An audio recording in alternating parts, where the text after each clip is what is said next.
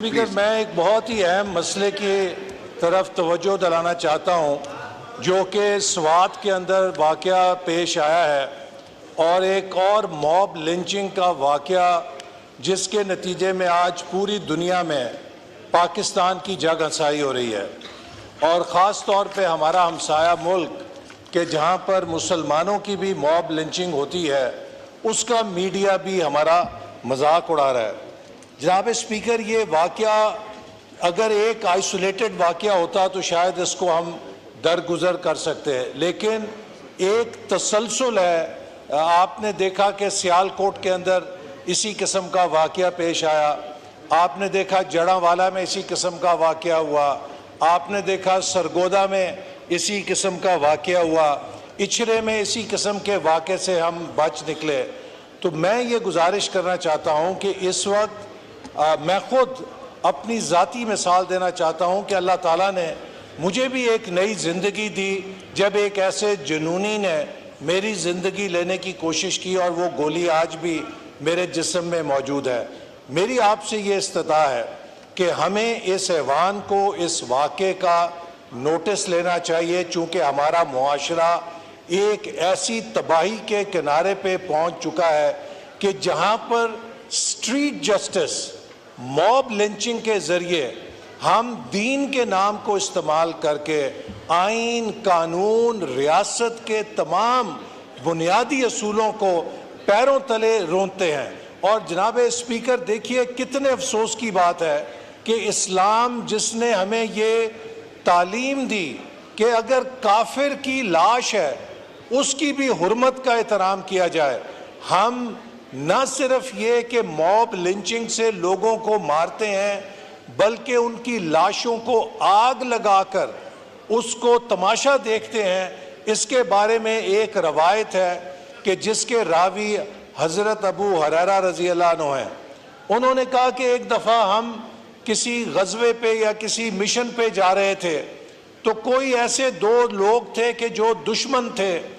नबी पाक सल्लल्लाहु अलैहि वसल्लम ने हमें कहा कि अगर उन दो लोगों को पाओ तो उन्हें जला देना, लेकिन फिर उन्होंने कहा कि जब हम गए तो उन्होंने कहा नहीं, मैं उस बात को वापस लेता हूं, उन्हें कत्ल कर देना, चूंकि जलाने का हक सिर्फ अल्लाह की ज़ात को है, सिर्फ खुदा की ज़ात किसी को जला सकती है। आप देखिए कि हम यहाँ पर लोगों को जिंदा मार के उनकी लाशों को जलाकर किस किस्म का दुनिया के सामने पेश करते हैं। और इसी तरह जंग के अंदर भी मुसलमानों को ये ताकीद है। पॉइंट आ गया हसन इकबाल साहब, अभी ये खोलें जी, माइक खोलें। अंदर भी हम किसी की लाश की बेहुरमती नहीं कर सकते। तो जनाब स्पीकर, ये एक ऐसा अहम मसला है कि अगर हमने इसका नोटिस ना लिया तो ये इनारकी हमारे मुल्क के अंदर हमें जला देगी। इस वक्त देखिए, मैं सिर्फ ये बात पूछना चाहता हूँ कि क्या हम ये कभी सोचते हैं कि हम दुनिया में कहाँ खड़े हैं? 1 अरब मुसलमान है, 1 करोड़ की आबादी है इसराइल की, उसने जुल्म और सितम का बाजार गर्म कर रखे और हम बेबस हैं। क्यों? कि आज दुनिया में हम तालीम में सबसे पीछे हैं, दुनिया में हम सेहत में सबसे पीछे हैं, दुनिया में हम साइंस में सबसे पीछे हैं, दुनिया में हम अमल के अंदर सबसे पीछे हैं। हम सब परचम खड़े उठा के खड़े हो जाते हैं पॉइंट ऑफ ऑर्डर पे रसालत का। किसी और को एक मिनट बस खत्म कर रहा हूं मैं। लेकिन क्या कभी किसी ने इस बात पे भी सोचा है कि नबी पाक सल्लल्लाहु अलैहि वसल्लम ने कहा कि जो मिलावट करता है वो हम में से नहीं है?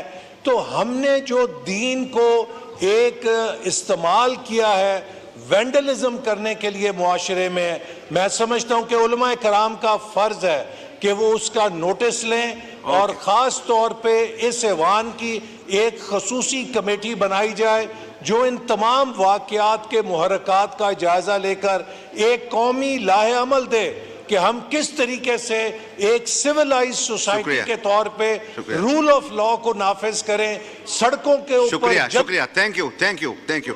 इसमें गुजारिश है, आप कैबिनेट का हिस्सा हैं हसन इकबाल साहब, आपकी कोऑर्डिनेशन होनी चाहिए अपने रफीक के साथ, हु इज मिनिस्टर इंटीरियर, और उनसे कोऑर्डिनेशन करके आप सीएम केपीके से कोऑर्डिनेट करके इश्यूज को हाईलाइट करें। अगर कैबिनेट का हिस्सा होते हुए यहाँ ये रेज करेंगे तो थोड़ी बेबसी सी महसूस होगी, तो प्लीज़ इसको आप अपने कैबिनेट में उठाएं और वहाँ करें।